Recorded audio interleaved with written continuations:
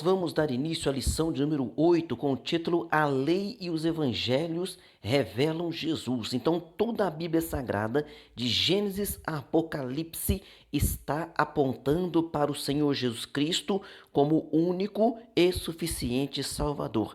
Textual então diz: Ouve Israel, o Senhor nosso Deus é o único Senhor. Deuteronômio capítulo 6, versículo 4. Verdade prática diz: a lei não salva, mas esboça o plano da redenção em Cristo, confirmado nos evangelhos. Então nós vamos ver que é lógico que a lei, ela é muito importante. Por quê? Porque a lei serviu como aio, como tutor, como condutor, né? Conduzindo até Cristo. A leitura bíblica em classe se encontra em Deuteronômio capítulo 6, versículo 4 ao 9 e Evangelho de São Lucas, capítulo 1, versículo 1 ao 4. O objetivo desta lição, no seu tópico primeiro, apontar que a lei era transitória e esboçava o plano da redenção em Cristo. No tópico 2, afirmar que os evangelhos são boas novas do reino de Deus e da salvação em Cristo. E no tópico 3, ressaltar que a lei não salva, mas a obediência ao evangelho transforma as vidas.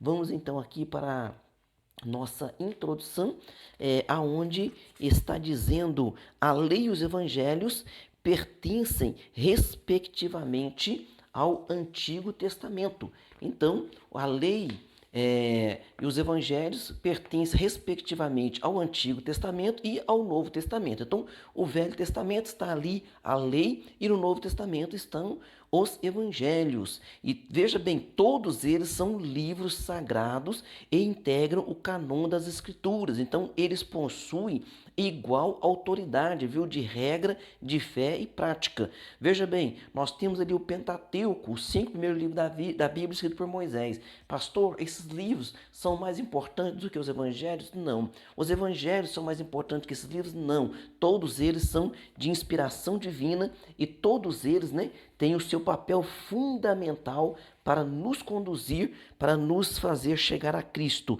Na primeira parte aqui, o Pentateuco, a lei de Deus.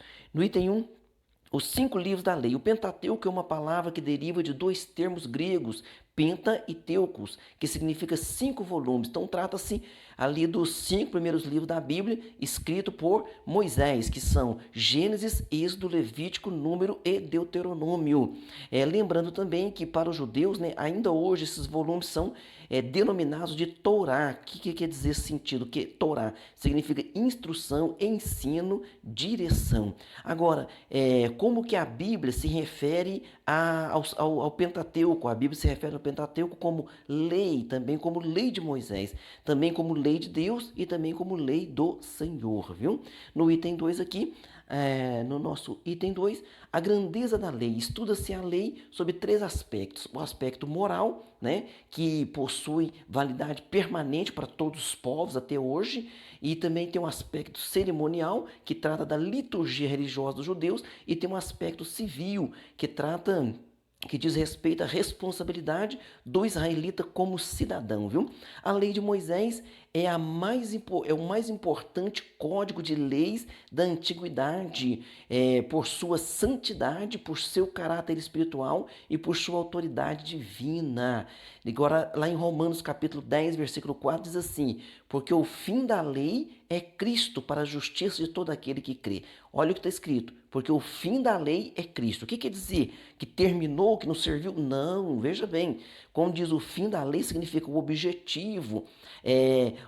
Para que serve a lei? Qual é o objetivo da lei? Olha, o fim dela, ela veio a fim de que nos conduzisse até Cristo. Então, o fim da lei é Cristo. Ou seja, quando Cristo chegou, tudo que a lei projetou encerra-se em Cristo. Então, Cristo, ele é tudo, ele é o centro da Bíblia Sagrada. Então, toda a lei serviu para quê? Para apontar, para dar um norte. Qual é o norte? O norte é Cristo, tá certo? No item 3 aqui, ainda da primeira parte, diz a lei e a fé cristã.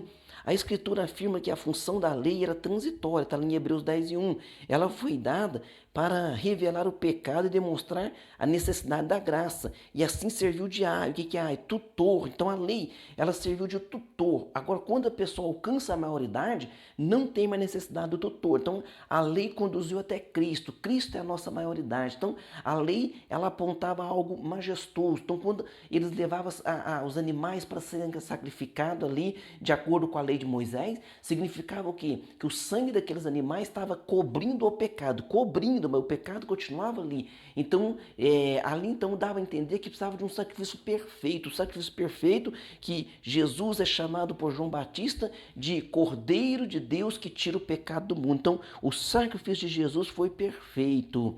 Agora, livres da lei, vivemos debaixo da graça divina, e todo aquele que permanece em Cristo não vive pecando. Lá em 1 João, capítulo 3, versículo 6, tem um versículo que quando nós lemos ele, nós ficamos assim com uma certa preocupação. Diz assim: aquele que é nascido de Deus não peca. Peraí, mas depois que nós estamos crentes, conhecemos Jesus como Salvador, nós ainda falhamos, sim. Mas esse versículo está querendo dizer o seguinte: aquele que é nascido de Deus, aquele que crê em Jesus Cristo, não vive mais na prática do pecado. Amém?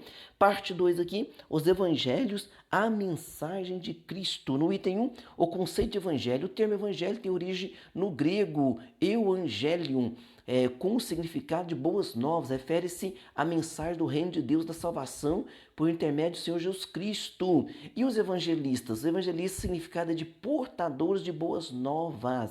Nós vamos ver aqui agora também que os evangelhos, né? Ali, ó, os 3 primeiros evangelhos, São Mateus, São Marcos, São Lucas, são chamados de sinóticos. Por quê? Porque eles têm semelhança entre si. Então, os sinóticos registram especialmente o ministério de Jesus na Galileia. O quarto evangelho, que é de João, tem uma peculiaridade própria e ele enfatiza o ministério de Jesus na Judéia. Então, você veja bem, os 3 primeiros evangelhos começam contando o nascimento de Jesus, a história de Jesus, e João já começa dizendo: no princípio era o verbo estava com Deus e o verbo era Deus. Na parte 2 aqui, no item 2 da parte 2, a mensagem do reino de Deus. Em Mateus, o Senhor Jesus, após o batismo nas águas e sua vitória na tentação do deserto, passou a pregar a chegada do reino dos céus. Nos outros sinóticos, a pregação do reino também aparece como tema central da mensagem de Cristo. Então, João enfatiza que o reino divino não é deste mundo. Então, os evangelhos vêm pregando o quê? Vêm pregando que é chegado o reino dos céus. E João deixa bem claro, o reino divino não é deste mundo. O próprio Jesus, né? Ele fala, não, então ele perante Pilatos: o meu reino não é deste mundo. E por quê? Porque ele estava sendo chamado ou acusado, né, de ser o rei dos judeus. Na verdade, ele não é apenas o rei dos judeus, ele é o rei de todo o universo. Aleluia! No item 3 aqui, no item 3, a mensagem da salvação. Nos evangelhos, Jesus é identificado por 3 títulos principais. Quais são? Salvador, Cristo e Senhor. Então, Mateus registra que ele veio para salvar o povo dos pecados. Marcos já diz que ele afirma que é preciso crer em Cristo para ser salvo. Lembrando que esse crer, meus queridos irmãos, esse crer significa submeter-se à palavra, obedecer à palavra. Esse crer não é o crer de simplesmente acredito na língua portuguesa, não, viu? É o crer de submeter-se à palavra.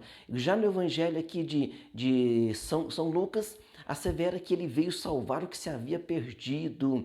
E João esclarece que ele é o Salvador do mundo. Aleluia, né? Deus seja louvado. Vamos para a parte 3 agora aqui da nossa lição. A parte 3, uma mensagem transformadora. Uma mensagem transformadora. Então, o evangelho, ele tem uma mensagem transformadora. Se a pessoa não alcançou a transformação de vida, é porque certamente não abraçou o evangelho, né? No item 1 aqui, está dizendo a transformação do caráter. Então, o caráter é definido como maneira própria de cada pessoa agir e expressar-se. Na lei, o decálogo, né, os 10 mandamentos, apresenta as orientações básicas para o modo de vida dos israelitas. Esses princípios também são aplicados nos evangelhos, viu? Exceto a guarda do sábado, porque a guarda do sábado ali, então, ela é uma aplicação para o povo judeu. Todo sábado eles iriam à sinagoga para aprender. Quando a igreja nasce ali através do Espírito Santo, no dia de Pentecostes, os primeiros apóstolos, os primeiros cultos ali através dos apóstolos, eram sempre feitos no domingo. Por quê? Porque Jesus ressuscita no domingo e eles não queriam interligar o evangelho de Jesus, a salvação de Jesus, como apenas mais uma divisão do judaísmo, porque o judaísmo já tinha várias facções, tinha os fariseus, os saduceus, né? Então, para que as pessoas não confundissem isso, por quê? Porque o Evangelho de Jesus, a salvação em Jesus, é algo que todo o Antigo Testamento apontava. Então, eles tiveram essa preocupação, viu? De sempre observar o domingo. E João também, quando ele é arrebatado na ilha de Patmos, ali no Apocalipse, ele deixa bem claro, né, que foi arrebatado no dia do Senhor. Então, eles chamavam o domingo do dia do Senhor. Por quê? O Senhor é o Senhor Jesus Cristo, porque ele ressuscita no domingo, ou seja, primeiro dia da semana. No item 2 aqui, a restauração da família. Na lei, a dissolução do casamento era permitida por qualquer motivo. Vocês lembram, né, que eles questionaram Jesus a respeito disso. E Jesus deixou bem claro, Moisés permitiu vocês divorciarem por qualquer motivo, por causa da dureza do vosso coração, viu? Agora, nos evangelhos, Cristo ensina que o propósito divino para o casamento é a união indissolúvel entre o homem e a mulher. E esse ensino é enfatizado com as seguintes palavras, que diz assim, ó, o que Deus ajuntou, não separe o homem. Claro que há exceções, né? As exceções são justificadas em caso de morte, né? Quando a pessoa, o cônjuge morre, o outro está livre para se casar. Também por infidelidade e deserção do lar pelo descrente. Mas veja bem, até nessas ocasiões de infidelidade e deserção do lar pelo não crente, mesmo assim, o primeiro caminho sempre é o perdão e a reconciliação. É claro que o perdão não se pode abrir mão dele, né? Agora, a reconciliação também é algo de Deus, viu? No item 3 aqui, a regeneração da sociedade. Nossa declaração de fé afirma que a estrutura dos 10 mandamentos que fazem parte da lei diz respeito a Deus e a sociedade, envolve pensamento, palavras e obras. O Senhor Jesus ensinou que todo o sistema mosaico ali, a lei e os profetas, está resumido, ele resume a lei e os profetas em 2 mandamentos. Qual é? O primeiro, né? Mandamento que é adorar o Senhor seu Deus de todo o teu coração, de todo o teu entendimento, de toda a tua alma, né? E o segundo mandamento ali e o segundo mandamento que é amarás o teu próximo como a ti mesmo. Então, resumindo, Jesus faz esse resumo. Amarás o teu Deus de todo o teu coração, de todo o teu entendimento e amarás o teu próximo como a ti mesmo. Então, aí está a lei e os profetas. Que Deus então nos ajude, nos fortaleça, né? Para que a gente possa, para que nós possamos, né, levar essa compreensão às pessoas, que toda a Bíblia, desde a Gênesis até Apocalipse, está apontando para Cristo.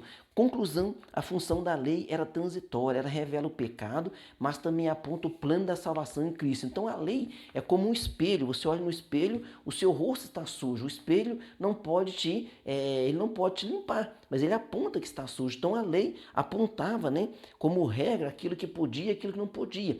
Mas a lei também não era para que o judeu tivesse essa lei apenas como um arcabouço ali de várias regras e dizendo, né, eu cumpri essa regra, eu cumpri aquela regra. Não, aquilo era para também aproximar ele de Deus, para que ele tivesse aquele cuidado e pudesse com o coração, né, se colocar diante de Deus, amém? Vamos lá para as nossas perguntas, para nós encerrarmos este resumo da lição de número 8.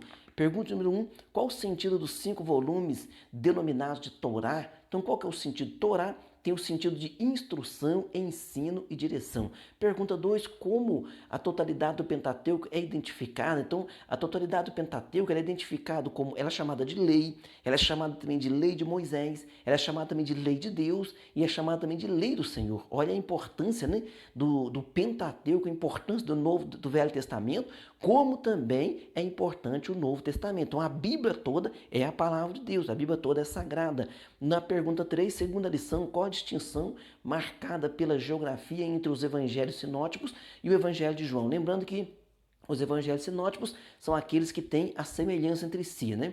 Então, os sinóticos registram especialmente o ministério de Jesus na Galileia. E o quarto de João tem peculiaridades próprias, né? Enfatiza o ministério de Jesus na Judéia. Então, enquanto os três primeiros evangelhos começam dizendo Jesus, do nascimento de Jesus, a história de Jesus, João já começa dizendo que ele é Deus e que todas as coisas foram criadas por ele, ali em São João capítulo 1.